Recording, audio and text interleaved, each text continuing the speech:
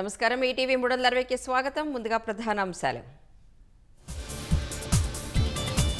Bharat America మధ్య త్వరలోనే ద్వైపాక్షిక వాణిజ్య ఒప్పందం 2030 నాటికి ఏటా $500 బిలియన్ చేర్చాలని లక్ష్యం. భారత రక్షణ రంగాన్ని మరింత బలోపేతం చేసేలా అమెరికా ప్రకటన. F-35 యుద్ధ విమానాల విక్రయానికి సిద్ధంగా ఉన్నట్లు వెల్లడి.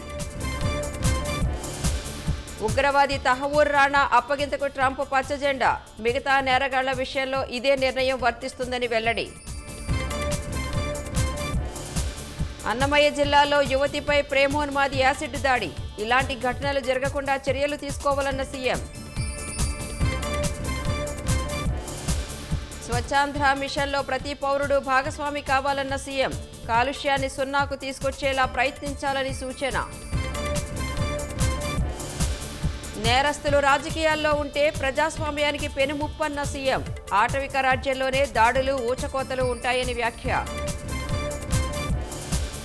వంశీ అరెస్ట్ అక్రమం కాదు, ఆధారాలు ఉన్నాయన్న టీడీపీ. సత్యవర్ధన్ను కిడ్నాప్ చేసి అడ్డంగా దొరికిపోయారన్న నేతలు. రాష్ట్రంలో 17కు చేరిన గులియన్ బారే సిండ్రోమ్ కేసులు. 8,000 వ్యాక్సిన్లు అందుబాటులో ఉంచిన వైద్య ఆరోగ్య శాఖ.